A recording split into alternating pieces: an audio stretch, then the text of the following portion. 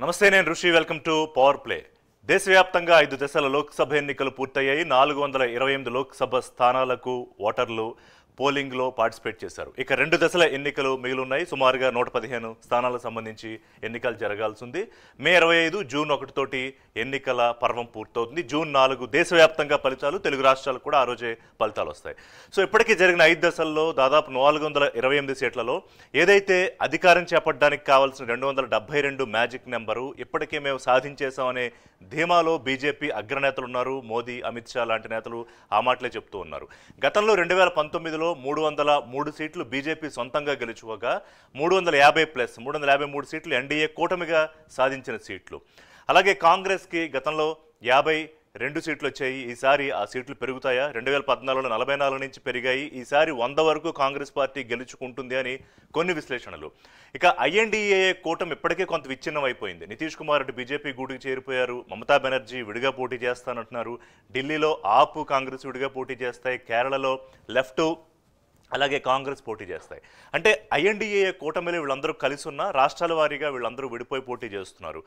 రేపొద్దున్న ఎవరితో కలుస్తారు? ఒకవేళ అబ్కీ బార్ 400 పార్ 400 సీట్లు నిజంగా బీజేపీకి వచ్చే పరిస్థితి, అంటే ఎన్డీఏకి వచ్చే పరిస్థితి ఉంటే మొదటి నుంచి ప్రధాని ఆ మాట ఎత్తుకుని ఉండరు. ఈసారి కొంత సీట్లు తగ్గుతాయి అనే అనుమానంతోనే మొదటి నుంచి దేశ ప్రజల మైండ్ సెట్ చేయడానికి ప్రధాని ఆ వ్యూహాన్ని ఎన్నుకున్నారు. అయితే ఎందుకు తగ్గే అవకాశం ఉంది అనేది మాట్లాడదాం. ఒకసారి గతంలో ఎన్నెన్ని సీట్లు వచ్చాయో ఒక్కసారి బ్రీఫ్గా చూసే ప్రయత్నం చేద్దాం. మొత్తం ఇప్పటివరకు పోలింగ్ జరిగిన స్థానాలు చూస్తే తొలి దశలో 21 రాష్ట్రాలు, రెండో దశలో 13 రాష్ట్రాలు, తర్వాత మూడో దశలో 12 రాష్ట్రాలు, నాలుగో దశలో 10 రాష్ట్రాలు, ఐదో దశలో 8 రాష్ట్రాల్లో పోలింగ్ జరిగింది. ఇక 49 లోక్సభ స్థానాలకు సంబంధించి ఐదో దశ జరిగితే అంతకుముందు 96, మూడో దశలో 94, రెండో దశలో 89 స్థానాలు జరిగింది. ఇంకా 115 స్థానాలకు మాత్రమే పోలింగ్ మిగిలి ఉంది. మే 25 6వ విడత 2019లో యూపీలో ఎవరైతే ఎక్కువ సీట్లు గెలుస్తారో వాళ్లే దేశంలో ఢిల్లీలో అధికార పీఠం దక్కించుకుంటారు. 2019లో 64 సీట్లు ఏకంగా గెలుచుకుంది ఎన్డీఏ. యూపీఏ కేవలం 1 సీటే గెలిచింది. ఈసారి అఖిలేష్ యాదవ్ మాట్లాడినా లేకపోతే రాహుల్ గాంధీ మాట్లాడినా, అంటే రాహుల్ గాంధీ మరి 1 సీట్ అనలేదు కానీ అఖిలేష్ యాదవ్ బీజేపీకి 1 సీటే వస్తుంది అని చెప్తున్నారు. ఖచ్చితంగా అతిశయోక్తి. కానీ యూపీలో సీట్లు తగ్గుతాయని ఎందుకు అంటున్నారు మాట్లాడదాం.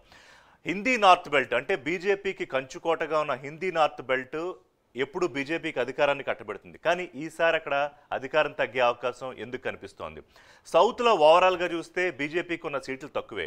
కర్ణాటకలో గతంలో ఉన్న సీట్ల కంటే ఈసారి తగ్గే అవకాశం ఉందంటున్నారు. మరి కేరళ, తమిళనాడులో ఖాతా ఓపెన్ చేస్తారా? ఈసారి ఆంధ్రప్రదేశ్లో తెలుగుదేశం పార్టీ కూటమిలో ఉంది కాబట్టి జనసేన, తెలుగుదేశం ఇటు బీజేపీ కూటమికి ఎక్కువ సీట్లు వచ్చే అవకాశం కనిపిస్తోందా? అలాగే ఒడిశాతో ఈసారి విడిపోయి పోటీ చేస్తున్నారు. కానీ రేపు పొద్దున్న వాళ్ళు బీజేపీకే సపోర్ట్ చేస్తారు, నవీన్ పట్నాయక్. తెలంగాణలో కాంగ్రెస్ కన్నా బీజేపీకి ఎక్కువ సీట్లు వచ్చే అవకాశం ఎంతవరకు కనిపిస్తోంది? సో ఈసారి సౌత్లో కొంత బీజేపీకి సీట్లు పెరుగుతాయా? నార్త్లో తగ్గితే ఎందుకు తగ్గుతాయి? హిందీ నార్త్ బెల్ట్ ప్రధానంగా హర్యానా, ఛత్తీస్గఢ్, మధ్యప్రదేశ్, అలాగే రాజస్థాన్, ఉత్తరప్రదేశ్, ఛత్తీస్గఢ్, జార్ఖండ్ ఈ స్థానాలు కంచుకోట బీజేపీకి. అక్కడ ఆయా కారణాలు ఉన్నాయి, అవి మన డిబేట్లో డిస్కస్ చేద్దాం.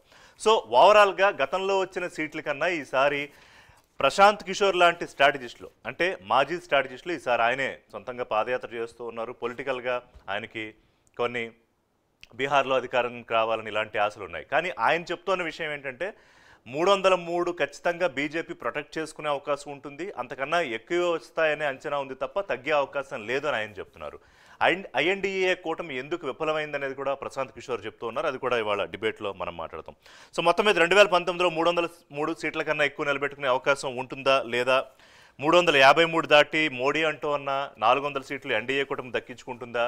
ఒకవేళ కాంగ్రెస్ కనుక 100 కన్నా ఎక్కువ సీట్లు గెలుచుకుంటే కాంగ్రెస్తో పాటు ఎక్కువ మంది జతకట్టడానికి, అంటే మోదీని ప్రధాని కాకుండా చేయడానికి ఎక్కువ మంది ఐఎన్డీఏ కూటమితో కలిసే అవకాశం ఉందా?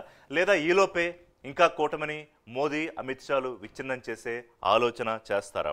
సో 428 సీట్లు పూర్తయిన తర్వాత మిగతా 115 సీట్ల పోలింగ్ ఉంది.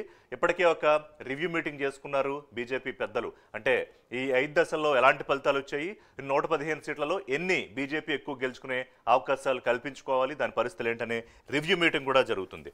నాకే పెద్ద అనుమానం లేదు మ్యాజిక్ నెంబరు రీచ్ అవుదా బీజేపీ అని. కానీ దేశవ్యాప్తంగా అనేక విశ్లేషణలు ఈసారి సీట్లు తగ్గుతాయని ఎందుకు అంటూ ఉన్నారు? తగ్గడానికి కారణాలేంటి? ఐఎన్డీఏ కూటమిలో ప్రధానంగా ఉన్న కాంగ్రెస్ పార్టీ ఈసారి నిజంగానే సీట్లు పెంచుకుంటుందా?